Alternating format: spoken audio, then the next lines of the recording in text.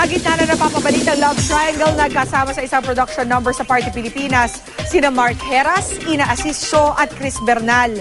Nagkaroon kaya ng tensyon sa pagitan ng dalawang dalaga. Makichika kay Aubrey Carampel.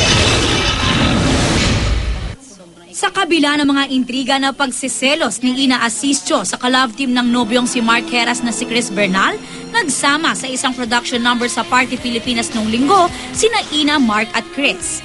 Nagugat ang intriga ng padalhan umano ni Mark si Chris ng pagkain sa set ng kanilang afternoon drama na Hiram na Puso. Sinabi ko lang naman yung totoo kung ano yung nangyari. So, ayun, tanggap ko kung ano yung sabihin nila. Pero okay talaga kaming tatlo. Actually, nagsimula naman nang yun sa hindi pagkakaintindihan eh. Nakasalanan niya. Joke lang. Nagkausap na raw sina Ina at Chris at maayos naman na daw ang lahat.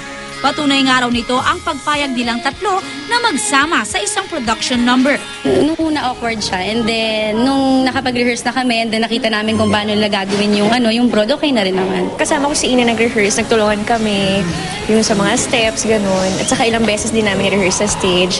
Okay lang, masaya. Natuwa ako dahil, syempre feel ko inabangan din ng mga tao yun eh. Yung kaming tatlo, makita kaming tatlo. Kahit na nasubok na naman ang intriga sina Mark at Ina, mas naging matatag daw ang kanilang relationship. Normally naman kasi mas pinapalaki lang yung issue ng mga tao, di ba?